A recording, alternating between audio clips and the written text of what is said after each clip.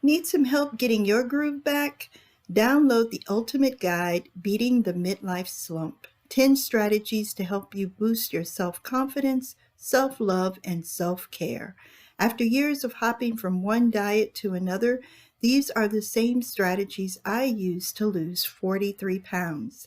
Now I am gifting you these easy to implement tools that will help you to reduce your stress and boost your metabolism so that you can lose weight naturally. To download your free copy, click the link in the show notes or head over to the website at www.welcometoyourlifelivefree.com and click on the gift tab. Let's end your dieting journey today.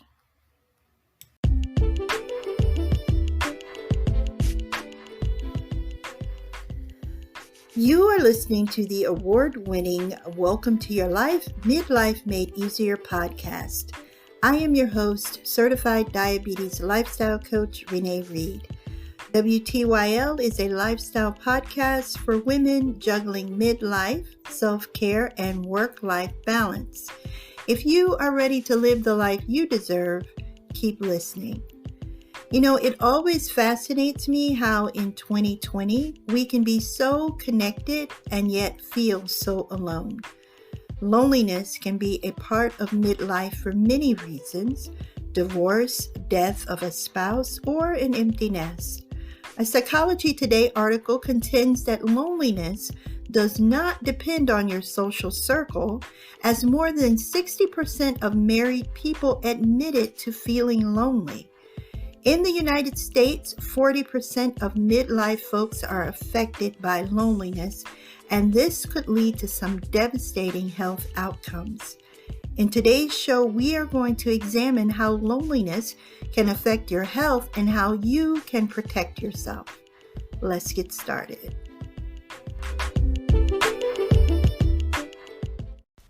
Today's podcast is brought to you by Anchor.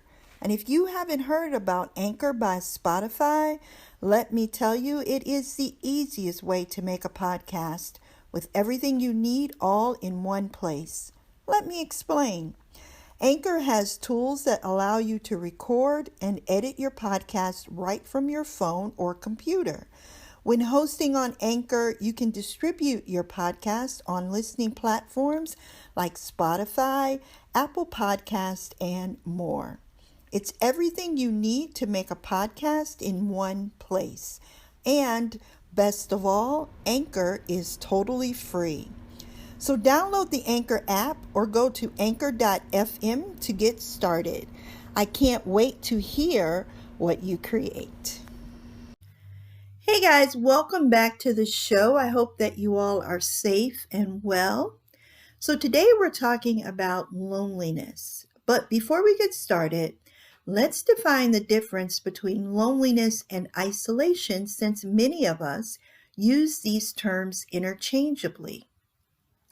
Isolation happens when we have little or no contact with other people for an extended period of time.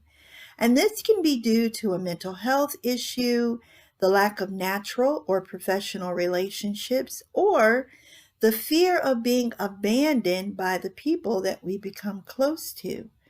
People who isolate themselves avoid social situations and social interaction. A 2018 survey conducted by Cigna found that loneliness has reached epidemic levels across all age groups in the U.S. But as you reach the age of 45, isolation can increase. Loneliness, on the other hand, is an emotional state, and it can be caused by isolation. But the difference is that when you feel lonely, you actually crave social interaction. And the lack of this interaction could lead to sadness. It can also lead to health risks, and these health risks include stress levels that are higher than normal, antisocial behavior, increased alcohol or drug consumption, and depression. Studies also show that lonely adults are less likely to exercise, and more likely to consume a diet that is high in fat and calories. So, how can you protect yourself from the devastating effects of loneliness? I will share my 3 tips with you right after a word from our sponsor. Hey guys, welcome back. So, how can you protect yourself against loneliness? So, the 3 things that I'm going to share with you are things that I have actually used and put into practice. The first thing is you want to nurture existing relationships. Now, this really helped me to combat my loneliness. I had a horrific time with empty nest syndrome. You can imagine going from a house with 5 kids to no kids was a really big change for me. And I spent a couple of months walking around my house, dusting and rearranging empty bedrooms and posting the saddest Facebook posts you've ever read. What I did was I made a point each day to contact a family member or friend. And I have to tell you that connecting and reconnecting with them really helped me to combat my loneliness. Finding out what was happening in their world really took the focus off of what was happening in mine. And because we are practicing social distancing due to the virus, I'm extending that nurturing of my existing relationships with my work colleagues and reaching out to them a couple of times each week just so that we can stay connected. The second thing I did was I found a hobby. Now, this was hard for me because the things that I enjoy don't necessarily require company. I am a runner. I like to swim, read. Those things you don't necessarily need a partner for, but I have to tell you, it has been a real joy cycling with my friend and organizing family walks. When this pandemic is over, you could join or start your own bowling league. Um, right now, you can start a book club online and invite your family and friends to join you. Or you could do something entirely out of your comfort zone, like ballroom dancing, and make some new friends. And believe it or not, there are dance clubs online right now, and they are waiting for you to join them. If you can't find a club that you like, then start one of your own because there are people out there waiting to connect with you. And the third thing that I want to share with you is to volunteer. This is one of the best ways to get your mind off of yourself because you are actually giving back to your community. So find a place to donate your time and gifts and talents. There are social service agencies right now who are looking for drivers. Volunteers are needed to help assemble school lunches. And schools are looking for volunteers to read to children who are now being homeschooled. Time spent volunteering will put you into social situations that will help you to meet new people and in a safe environment.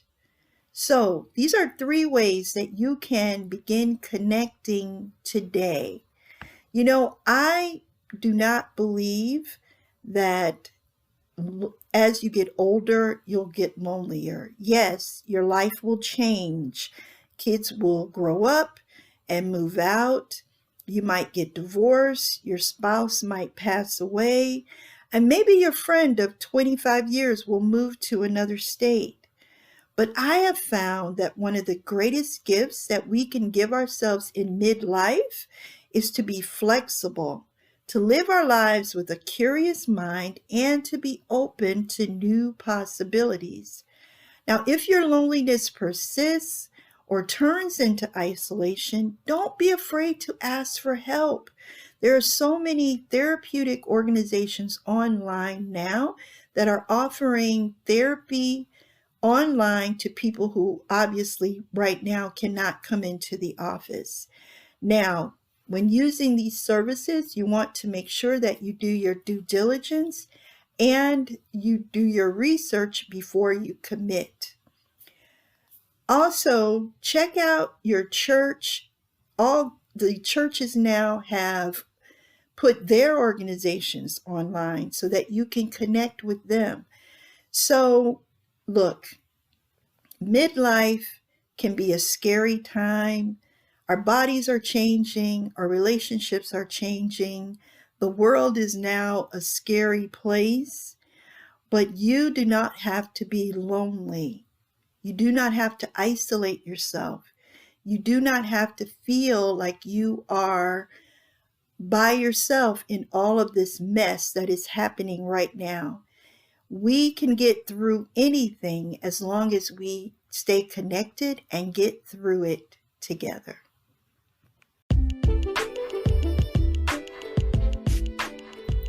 Thank you for listening to today's show. Please subscribe so you don't miss an episode. Don't forget, your free gift is waiting. Download the ultimate midlife guide, Beating the Midlife Slump, 10 strategies to help you boost your self-confidence, self-love, and self-care. Just click the link in the show notes to download your free copy today.